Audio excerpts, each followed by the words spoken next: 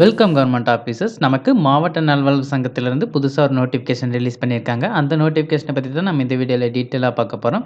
இப்போ தான் நம்ம சேனலுக்கு நீங்க ஃபர்ஸ்ட் டைம் வரவங்களா இருந்தா, நம்ம சேனல சப்ஸ்கிரைப் பண்ணி வச்சுக்கோங்க. அப்பதான் ஜாப் ரிலேட்டடா நம்ம போடுற நோட்டிஃபிகேஷன உங்களால ஈஸியா பார்க்க முடியும். தூத்துக்குடி மாவட்டத்தில இருக்கிற மாவட்ட நலவாழ்வு சங்கத்திலிருந்து தான் நோட்டிஃபிகேஷன் ரிலீஸ் பண்ணியிருக்காங்க. அதுக்கான வேக்கன்ஸீஸ் என்னென்னன்னு பார்க்கலாம். ஃபர்ஸ்ட்டு பல் மருத்துவர். இதில 3 வேக்கன்சி இருக்கு. இதுக்கான ஸ்டார்ட்டிங் சேலரி 34,000 குடுக்குறாங்க. இதுக்கு மேக்ஸிமம் ஏஜ் லிமிட் 45 இயர்ஸ் குடுத்துருக்காங்க. இதுக்கான எஜுகேஷனல் குவாலிஃபிகேஷன் நீங்க பிடிஎஸ் கம்ப்ளீட் பண்ணியிருக்கணும். அடுத்தது பல் மருத்துவ உதவியாளர். இதில 4 வேக்கன்சி இருக்கு. இதுக்கு 10த் பாஸ் பண்ணியிருக்கணும். அது கூட experience in assistant dental surgeon இருக்கணும். இதுக்கு ஸ்டார்ட்டிங் சேலரி 13,000 குடுக்குறாங்க. இதுக்கு எஸ்சி, எஸ்டிக்கு 37 maximum age limit. BC, MBC, DNC கம்யூனிட்டிக்கு 34 மேக்ஸிமம் ஏஜ் லிமிட். ஓசி கம்யூனிட்டிக்கு 32 மேக்ஸிமம் ஏஜ் லிமிட். அடுத்தது கணினி தரவு உள்ளீட்டாளர். இதில 1 வேக்கன்சி இருக்கு. இதுக்கு கம்ப்யூட்டர் கிராஜுவேட் முடிச்சிருந்திருக்கணும். அப்படி இல்லன்னா எனி கிராஜுவேட் நீங்க முடிச்சுட்டு கம்ப்யூட்டர் அப்ளிகேஷன் கோர்ஸ நீங்க கம்ப்ளீட் பண்ணியிருக்கணும். இதுக்கான ஸ்டார்ட்டிங் சேலரி 13,000 குடுக்குறாங்க. இதுக்கு மேக்ஸிமம் ஏஜ் லிமிட் 35 குடுத்துருக்காங்க.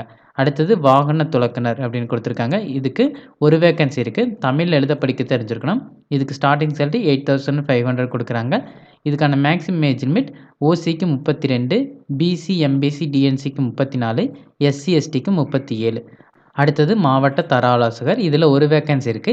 இதுக்கு நீங்க டென்டல் அல்லது ஆயுஷ் அல்லது நர்சிங் அல்லது சோசியல் சயன்ஸ் அல்லது லைஃப் சயன்ஸ் கிராஜுவேட் லெவல்ல முடிச்சிருக்கலாம். மாஸ்டர்ஸ் லெவல்ல hospital administration, public health, health management முடிச்சிருக்கணும்.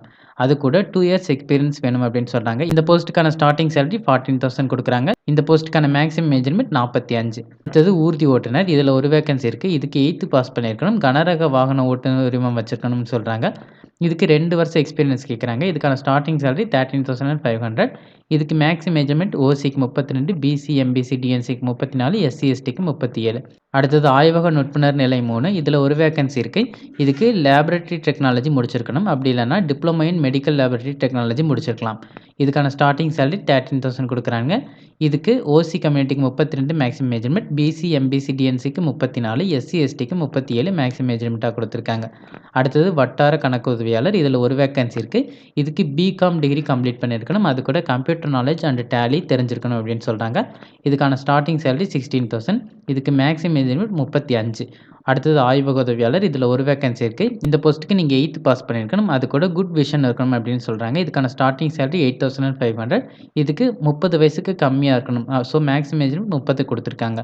அடுத்தது பெண் சிவில் உதவியாளர். இதில 1 வேக்கன்சி இருக்கு. இதுக்கு எம்என்ஏ அல்லது எஃப்என்ஏ கோர்ஸ் வந்து நீங்க கம்ப்ளீட் பண்ணியிருக்கணும்.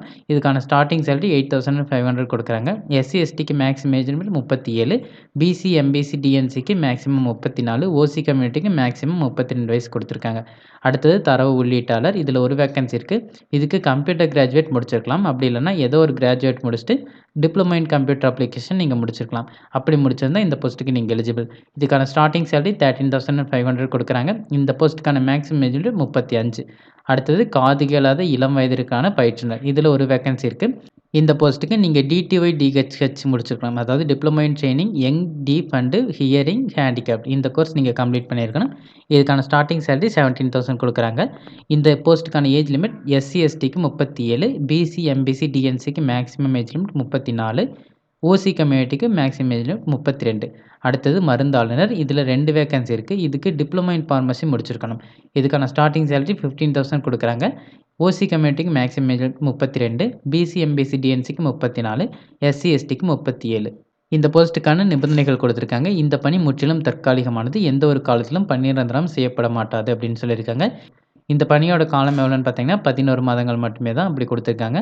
அடுத்தது காலி பணியிடங்கள் எண்ணிக்கை மாறுதலுக்கு உட்பட்டது. ஸோ இப்போ குடுத்துருக்கிற வேக்கன்சி இன்க்ரீஸ் ஆகவும் செய்யலாம், டிக்ரீஸ் ஆகவும் செய்யலாம்.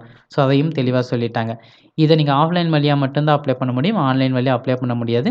எந்த அட்ரஸ்க்கு அப்ளை பண்ணணும்னு பார்த்தீங்கன்னா, நிர்வாக செயலாளர், மாவட்ட நலவாழ்வு சங்கம், துணை இயக்குனர், சுகாதார பணிகள் அலுவலகம், மாப்பிள்ளையூரணி, தூத்துக்குடி 628-002.